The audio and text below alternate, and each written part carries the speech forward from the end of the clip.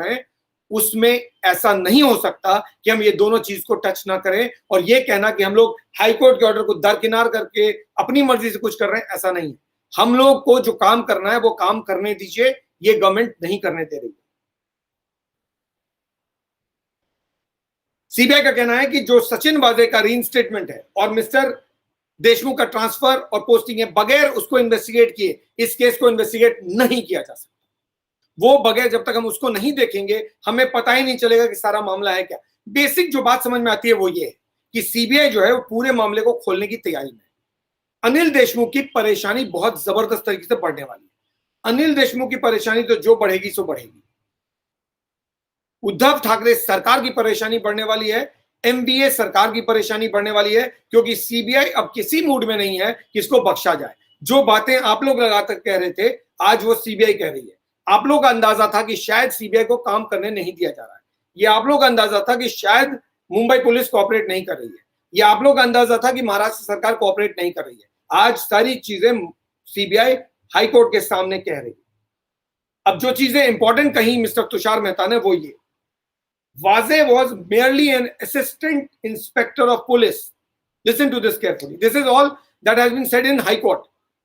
Sachin Vaze was merely an assistant inspector of police, and yet he seemed to have a direct access to the then Home Minister, Mr. Anil Deshmukh. These are issues that would seem abnormal even to a layman, and therefore the CBI was looking into the same. CBI का कहना है कि जब mister Anil Deshmukh जब home minister थे, उनके पास एक sub inspector, assistant sub inspector का सीधा एक्सेस कैसे हो सकता है? इतने छोटे से पुलिस ऑफिसर का डायरेक्ट एक्सेस होम मिनिस्टर के पास होना, ये कोई छोटी सी बात नहीं है, ये बहुत बड़ी बात है। जाहिर है कोई ना कोई कनेक्शन मिस्टर अनिल देशमुख और सचिन वाजे के बीच था, तभी सचिन वाजे का एक्सेस होम मिनिस्टर तक का था कि होम मिनिस्टर सचिन वाजे को बुलाया करते थे और परमबीर सिंह ने कहा था कि मुझे और दूसरे सीनियर ऑफिसर्स को दरकिनार करके, उनको इग्नोर करके मिस्टर अनिल देशमुख डायरेक्टली सचिन वाजे को अपने पास बुलाते थे। आज सीबीआई कहती है ऐसा क्या था, ये छोटा सा पुलिस ऑफिसर आपके लिए इतना इंपॉर्टेंट हो गया था, क्यों?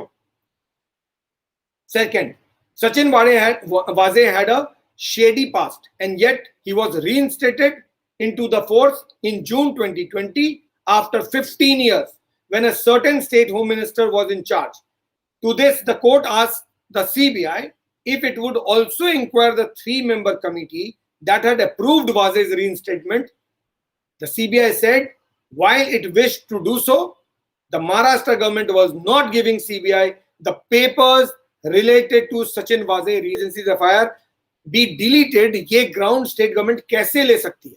उनका कहना था कि कोई भी स्टेट गवर्नमेंट अगर रिस्पॉन्सिबल है तो वो कैसे कह सकती है कि आप हमसे ये मत पूछिए कि सचिन वाजे को क्यों लाया गया, आप हमसे ये मत पूछिए या इन्वेस्टिगेट मत कीजिए कि मिस्टर अनिल देशमुख इंटरफेयर कर रहे थे कि नहीं कर रहे थे। ये ग्राउंड ही गलत है।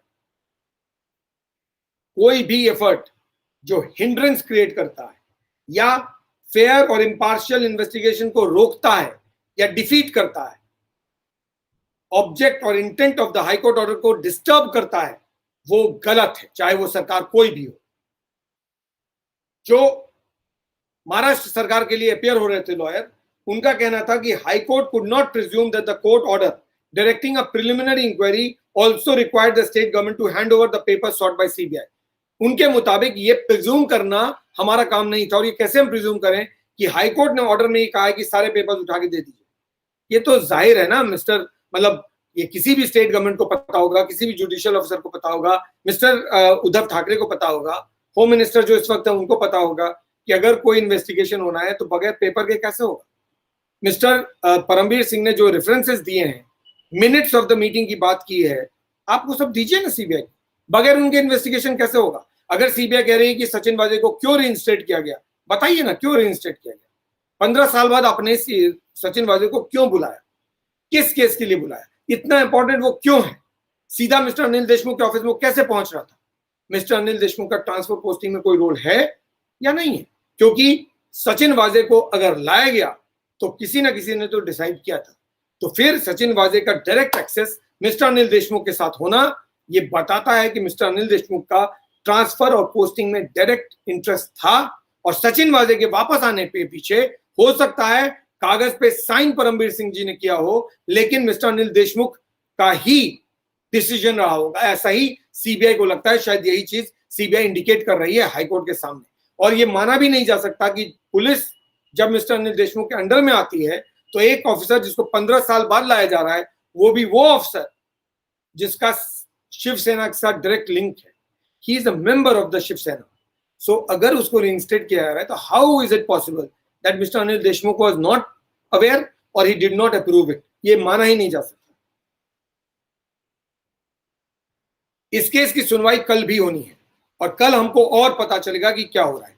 साथ में हमको यह भी पता चलेगा कि मिस्टर अनिल देशमुख क्या कहते हैं, क्योंकि अभी तो स्टेट गवर्नमेंट बोल रही है, बहुत सारी चीजें अपोज कर रही है, उनका कहना है कि ये गलत हो रहा है, सीबीआई कह रही है बिल्कुल सही हो रहा है।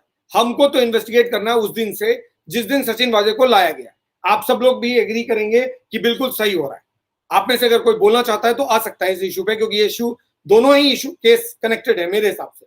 एक तो एंटीलिया केस और दूसरा सुशांत सिंह राजपूत केस, क्योंकि इसमें इंटरफेरेंस की बात हो रही है। और अगर आप गौर से देखें तो लगातार कई सारे इंस्टेंसेस हैं जहां पर कोऑपरेट नहीं किया है मुंबई गवर्नमेंट, मुंबई पुलिस ने, महाराष्ट्र सरकार ने और उनकी एजेंसीज ने, बीएमसी ने, चाहे बिहार पुलिस हो, चाहे ईडी हो, चाहे एनसीबी हो, चाहे वो सीबीआई हो, इनके साथ कोऑपरेट सुशांत सिंह राजपूत केस में नहीं किया। और जो चीजें हमें पता है वो तो हमको पता ही है, बहुत सारी चीजें ऐसी होंगी जो हमको पता भी नहीं। सेकंड, इस केस में भी अब क्लियर है कि कोऑपरेट नहीं कर रही। तो ये पूरा दोनों